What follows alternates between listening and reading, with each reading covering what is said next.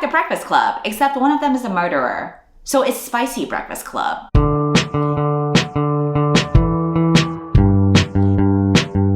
Isn't it so cute? The exact same outfit right now. Someone needs to change. This is the official Cindy voodoo doll. So now every time I spiral into self-loathing, I will beat the shit out of her. If you are interested in your own Cindy plushie doll, whether it's to hug or cuddle or torture, this will be on sale, I don't know when.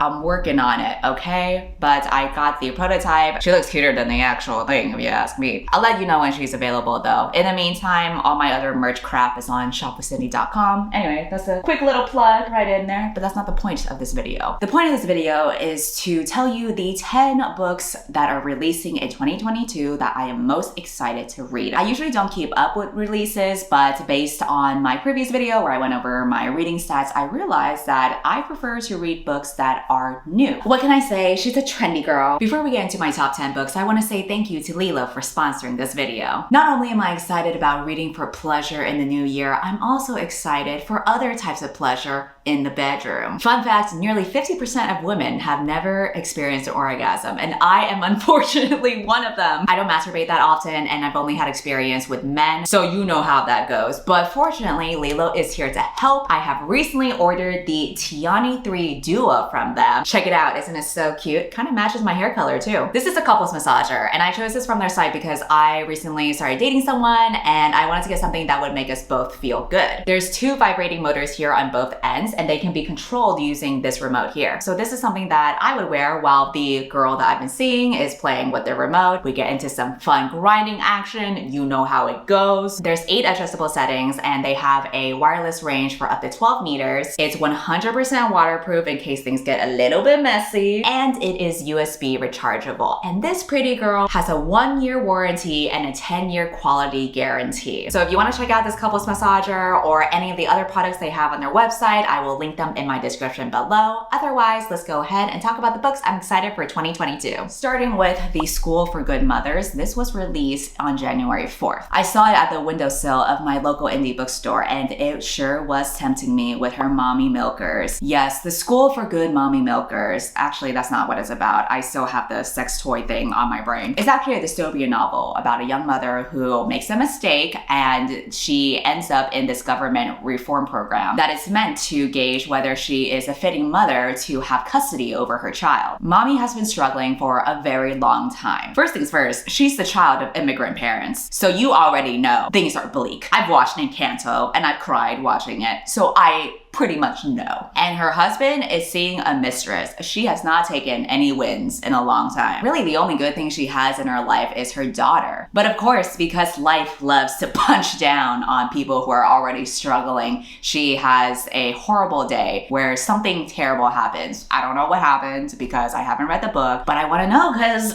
what's the tea? Because apparently it's so terrible that now a bunch of government officials are coming in to determine if she's going to be a candidate for this institution that they've set up. And it measures essentially a mother's devotion to their child. So it's going to determine whether she's a successful mother or a failure of a mother. And it's part of the state that always has eyes on mothers like her. So moms who get these lapses of judgment, like checking their phone while their kids are on the playground or letting their child walk home alone, any little mistake like that, these bitches got their eyes on her like Big Brother. Mommy now has to prove her worthiness as a mom or risk losing her daughter. This is one of the books that I'm already most excited about because there is already so much commentary that can be said about how you can really measure a mom's devotion to a kid. I'm expecting a lot of commentary on social welfare programs and how the state monitors and will enact violence upon women, and it just sounds like it's going to be such a smart and witty book. I wanted to save this book for an Asian readathon during May this year, but I'm so excited for it that I might just go ahead and read it way before then. To go with something lighter though, the other book I'm excited for is Love and Other Disasters. This comes out on January 18th. It's a queer rom-com about the first openly non-binary contestant on this reality cooking show who falls for their clumsy competitor. The main girl is also on the struggle bus. This seems to be a very common theme among many main characters. Funny how when I'm on the struggle bus, I'm not on the cusp of a romantic epic love story. Instead, I just continue to be struggling. But that's what books are for, escapism. She recently got divorced. She's on the verge of bankruptcy, so that's that's why she enters this popular reality competition show, because it's a way to reinvent herself. However, on the show, when she's making some fish tacos, she falls on her face because we have a klutzy girl. That's how you know she's the main character. But little does she know, maybe somebody's gonna be interested in her own fish taco. Ayo! That's the other love interest on the show. They announced their pronouns on national television. It's this huge deal where everyone's like, what the fuck? Someone uses they, them pronouns? What the fuck are pronouns, bro? I never took an English class in my life. When you're used to bigotry, you gotta stay focused and just try to get shit done. That's what this character is all about. They're here to prove the trolls, even other contestants on the show, completely wrong. But again, what happens when they want a little taste of that fish taco? I love reality TV. I'm just gonna say it. I'm a messy bitch like that. But what I love more than reality TV is learning about the behind the scenes tea that comes with it. And that's why I love stories that take place on reality TV, because that's getting me what I want. Like, I want the actual real story and the juicy shit that happens, not what is being curated in front of the cameras. I plan on buddy reading this with a couple of my friends, and we are super excited about it. Now we're gonna do another whiplash with the next book, which is Notes on an Execution. This is coming out on January 25th. It's a literary novel that shares the story of a serial killer who is on death row. But what's interesting about this is that it's told through the eyes of the women in his life. There's his mom, who had him when she was 17 years old. There's the twin sister to his wife, which I think is an interesting way of having a third character observe the relationship dynamics between him and his wife, which I assume is probably really toxic. And there's the homicide detective who has been on his trail and trying to capture him. So as the story is leading up to his final execution, we are following these three women who are contemplating the choices that have ended up in this tragedy where so many victims died. And now this man that they personally knew in their lives is gonna die too. I'm very interested in this book because I don't know what the message of this book is gonna be. I don't know if it's gonna plan on making the man more sympathetic, or maybe giving us more reasons for why these violent men end up manifesting in our lives this way. What I do appreciate is that we're getting these different viewpoints about this horrible man, because a lot of times when we hear true crime stories about serial killers, we focus so much on the man, because most of the time it is a man, instead of the victims or just the other people that were around him. We don't really think about what was going on through their minds when this shit was going down. I do expect there to be some commentary on the justice system and the way that society is so obsessed with true crime to the point where it almost dehumanizes the people that are affected by it. What I'm most curious about is what the book will end up commenting on regarding the way that we treat violent men or try to make sense of his actions. Now, as I've said before, I am trash for reality TV, but maybe it's time for me to reflect on why I am trash. And so the next book is True Story: What Reality TV Says About Us. It goes into detail about how this genre has risen so much in popularity and grips the throats of every person who has trash taste in TV, and also what the genre reveals about our attitudes towards race and gender and class and sexuality. That last note is what made me decide to want to check this book out, because I'm curious in learning what the author intends to do with tackling those topics. Like, is she gonna talk about the fact that for every fucking season of The Bachelor or The Bachelorette, it's always a white straight person who looks like a Barbie doll and is always middle upper class? Like, I do not watch The Bachelor or The Bachelorette, but one of my friends does, and I know from what she's ranted to me about that there have only been 2 black bachelorettes in however many seasons that they have, but it's been a long time and they're still picking the same people, and there's only 2 black women. I know there's been 1 black bachelor, but apparently he's a Republican and he doesn't even like black women. She argues that these guilty pleasures show how conservative our society still is. I think it'll be really fascinating to read about this and also lose my faith in humanity. The next book that I'm excited about is The Paris Apartment, which comes out on February 22. This is about a young woman who needs a fresh start, and so she moves to Paris. Emily in Paris who? Time to discover myself. Oui, baguette. Except this is a mystery thriller, so you know some shit is gonna go down. And you also know the main character is probably on the struggle bus as well. She's broke and alone. She basically only decided to move to Paris because her half-brother is there and she wants to crash over at his place. Obviously, if I simply move to Paris, all of my problems will go away, right? Right. The weird thing is when she moves into his apartment, not only is it really nice in a way where she's like, how the hell is he able to afford this shit? He's not even there. And then he stays missing for a really long time. And she's like, okay, this is kind of sus. I thought this was Emily in Paris, but now I think I'm finding out that this is a different genre altogether. His neighbors are kind of sketch as well. They're not very friendly to her, but again, this is Paris, so maybe that's just how French people are. Every neighbor is considered a suspect here. There's the socialite, the nice guy, the alcoholic, the girl on the verge, and the concierge. We follow her trying to figure out what the hell happened with her brother, where is he now, who are these people, and what do they know that they're not telling her? Because this is a murder mystery. These bitches always be keeping secrets. This is a game of Clue that we're gonna figure out here, but it's in Paris, so it's Le Clue. That's right.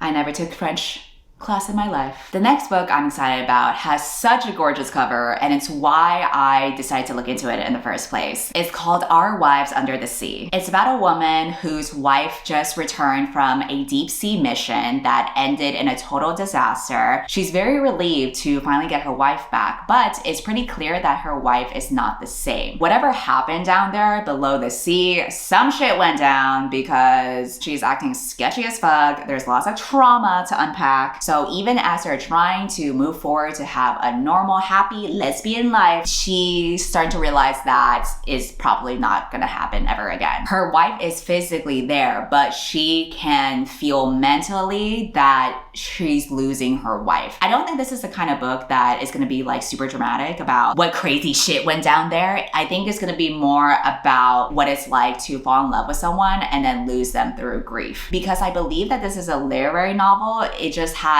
a little bit of horror and gothic elements to it. So we shall see what this novel has in store. When I do want some action, the next book, The Portrait of a Thief, might be the one that gives me that. This is a heist novel that's inspired by the true story of how all this Chinese art mysteriously started disappearing from Western museums. Many museums in the Western world are basically just showcasing art that they looted and stole and colonized from other people. And they keep these in their fancy buildings and charge a shit ton of money for people to look at it. And the main character in this novel is like, this shit stops now. He starts off as a senior in Harvard, and he pretty much has like this role of this perfect student and perfect son nailed down to a T. You know, he's living the American dream, even though we know that the American dream is a farce and just a lie that we tell to immigrants to expect them to pull them up by their bootstraps, when really we are living in a society that has unequal opportunities.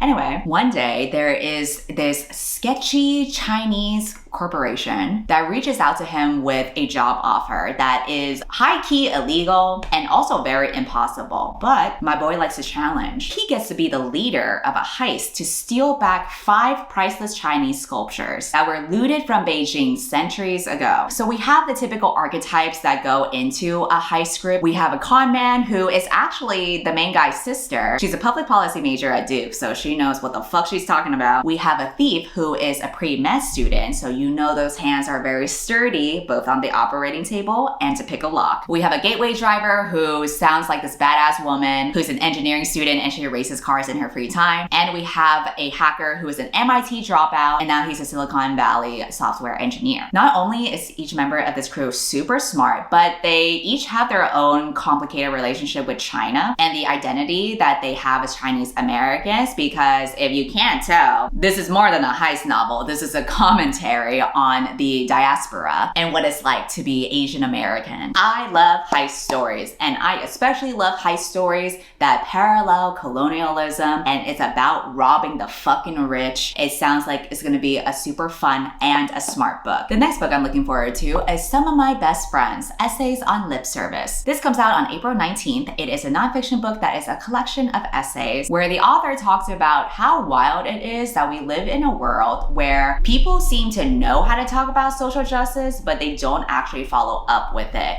oops, not this author coming for book Twitter's neck. There's 9 essays that cover a wide variety of topics. So one of them talks about the cartoon industry and how it's pivoting away from colorblind casting. It also talks about how the literary world is now trying to pursue diverse representation. So I think the book community is about to uncover some tea right there. And essentially these essays talk about how oftentimes our society is making these steps to try to address these systemic problems, but a lot of times it can backfire. I'm very curious about what the author will have to say about books and maybe the publishing industry, because I do have my own thoughts about that. I want to see if I will be validated by it or perhaps learn something new. I definitely think, as someone who has been on Twitter for quite a while, I am so jaded by how people often weaponize the language of social justice for their own ego rather than actually focus on real world impacts. If I end up enjoying this book, maybe I'll say that this is required reading for all of Twitter. The next book I'm excited for is called Book Lovers. This is written by the same author as People We Meet on Vacation, which is a 5-star romance book that I read last year. While her previous book was Friends to Lovers, this one seems to be Enemies to Lovers. The main girl is a literary agent, so she's read a shit ton of books, but she has never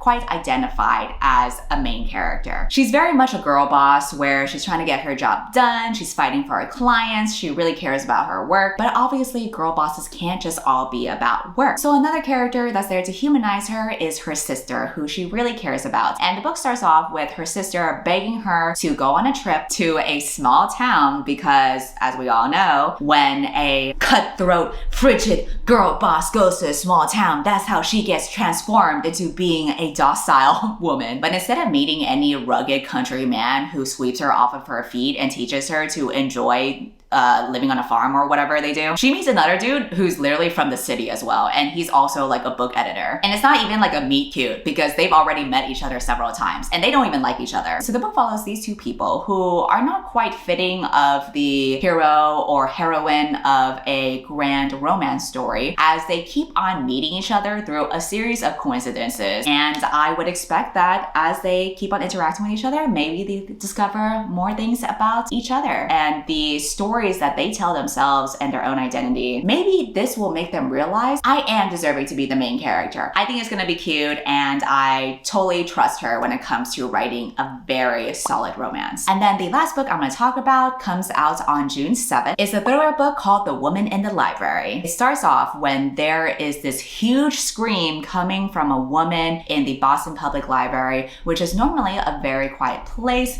but her scream is so loud that it rushes all the security guards to figure out what happened. The other people in the library don't know what the hell is going on, and this book focuses on 4 strangers who happen to sit at the same table, but nobody's allowed to move now because they're trying to figure out what threat happened and try to contain the situation. So these 4 strangers are basically stuck there. So they gotta spend the time to make conversations and possibly even become friends. Each one of them has their own reason for being in that reading room that morning. It's kind of like the Breakfast Club, except one of them is a murderer. So it's Spicy Breakfast Club. It's another murder mystery. I want to see what it's all about. I am curious if it's gonna really lean into the deception that people can have with others. When you meet someone for the first time and they put on a certain facade or they know the right words to say, I want to know how good of a manipulator this murderer is, and I want to guess which one it is. That marks my top 10 books I'm excited for in the new year. I hope that you were able to find new books that you might be interested in. I'll link them in my description if you want to read more about it. It's time to say goodbye from me and from Plush Toy Cindy. Go ahead and